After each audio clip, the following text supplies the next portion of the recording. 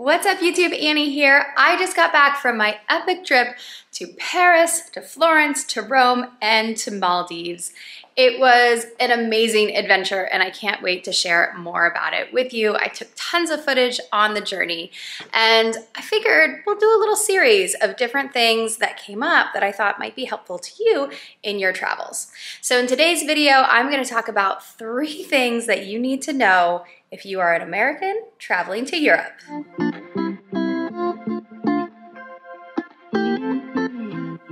Okay, let's talk about being an American traveling to Europe. This is not my first trip to Europe. I have been to London several times. I've been to Spain and I've been to Italy. This was my first time to Paris and I was a little bit nervous about it because I'm used to going places where English is the spoken language. Thankfully, in Paris, most people do speak some English, and as long as you aren't like an ugly American who goes in there just like loud and spewing out English phrases, you make an attempt to speak French. Everyone was really polite and nice. I think there was like one cafe lady who gave me a dirty look, but whatever. But whenever I travel to Europe, there are always 3 things that come up for me that are so different from the way things are in the States that I'm super surprised, and I always feel like I need to give people a little bit of a cultural exchange in just these 3 areas.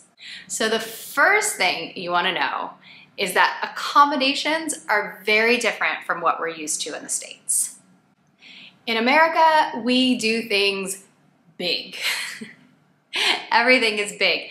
Our hotel rooms, even like a Best Western hotel room that you might think is small, is big compared to European standards.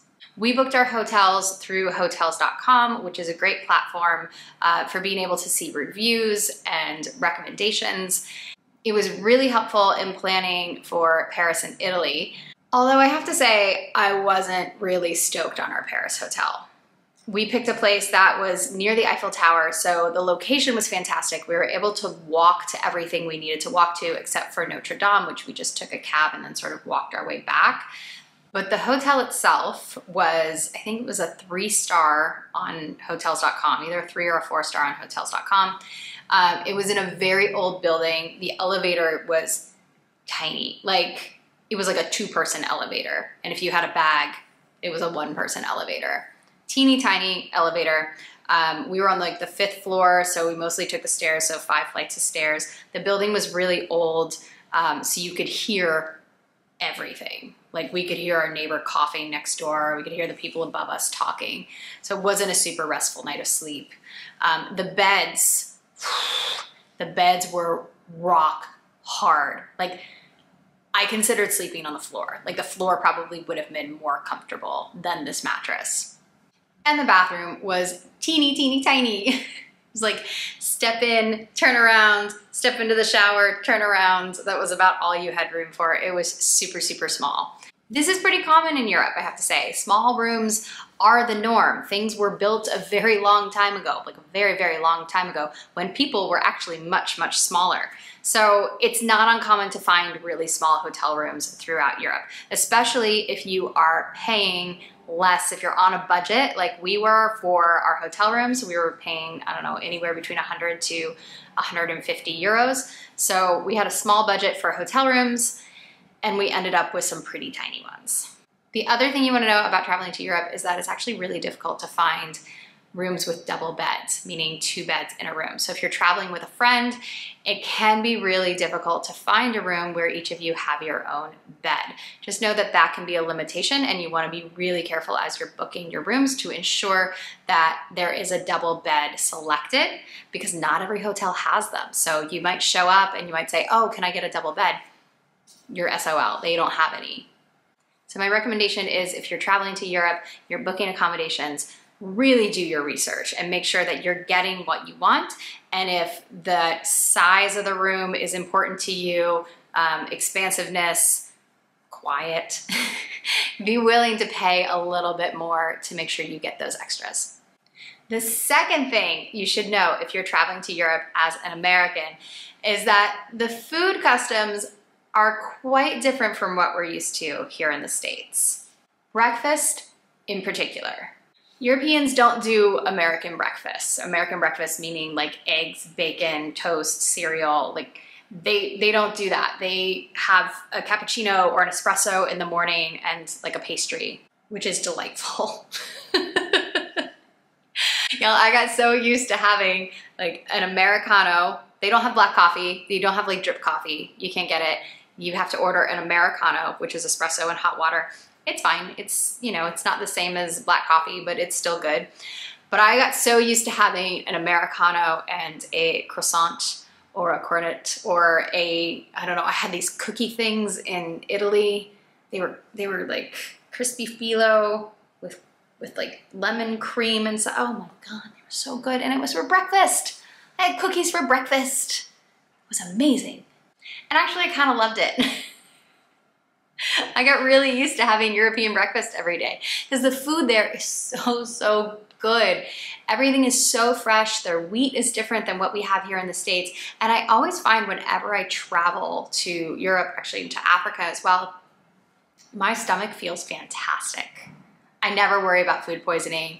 I don't worry about being sick. Like, I feel great. It's the strangest thing. You don't realize how sick we feel here in the States until you go somewhere where the food is really fresh and local.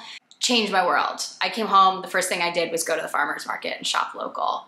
So the food is absolutely amazing in Europe, but know that breakfasts are very different from what we're used to in the States. In fact, you will see some places that say like full English breakfast or full American breakfast. Don't do it. Don't do it. Just avoid it. It's a tourist trap. It's not worth it. It's not the same as what you'll be expecting. And you know, when you're in a place with different customs, follow their customs, including their eating customs. It'll open your world to a whole new thing, I promise. And the last thing I want Americans to know about traveling to Europe is that it is so easy to get around because the transportation is amazing. In London, you have an amazing underground system. We didn't take the underground system in Paris, or the metro, I think is what they call it. We mostly relied on Ubers or taxis or walking. We walked everywhere. Everything's really condensed in these cities, so it's easy to get around to different sites. And in Italy, we were able to take the train system between major cities. So when we flew to Italy from Paris, our flight actually got diverted from landing in Florence. I guess the runway's very short there, and when they have strong winds, they divert to Bologna, which is, I think, like an hour north.